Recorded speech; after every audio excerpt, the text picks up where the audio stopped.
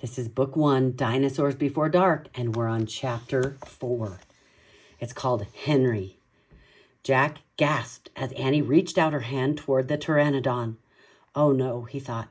Annie was always trying to make friends with animals, but this was going too far.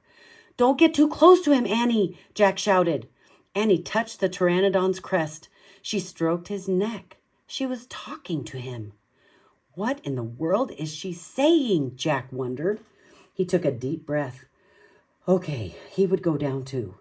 It would be good to examine a pteranodon. He could take notes like a scientist.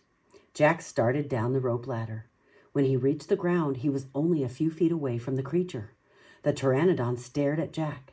His eyes were bright and alert. He's soft, Jack, said Annie. He feels like Henry. Jack snorted. He's no dog, Annie. Feel him, Jack, said Annie. Jack didn't move. Don't think, Jack, just do it, Annie said. Jack stepped forward. He reached out very cautiously. He brushed his hand down the creature's neck. Interesting, Jack thought. A thin layer of fuzz covered the pteranodon's skin. Soft, huh? Said Annie.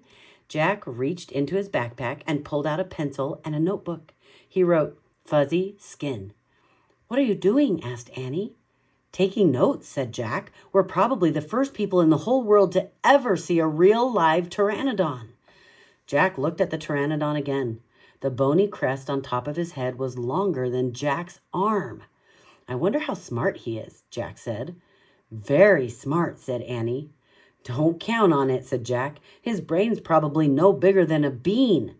No, he's very smart. I can feel it, said Annie. I'm going to call him Henry.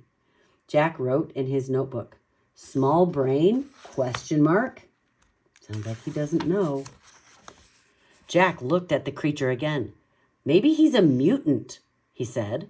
The pteranodon tilted his head. Annie laughed. He's not a mutant, Jack.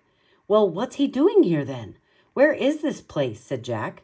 Annie leaned close to the pteranodon. Do you know where we are, Henry? She asked softly. The creature fixed his eyes on Annie. His long jaws were opening and closing like a giant pair of scissors. Are you trying to talk to me, Henry? Asked Annie. Oh, forget it, Annie, Jack wrote in his notebook. Mouth like scissors. Did we come to a long time ago, Henry? Asked Annie. Is this a place from long ago? Suddenly, Annie gasped. Jack! Jack looked up. Annie was pointing toward the hill. On top stood a huge dinosaur. Oh my goodness. That's the end of chapter 4. Join me for chapter 5.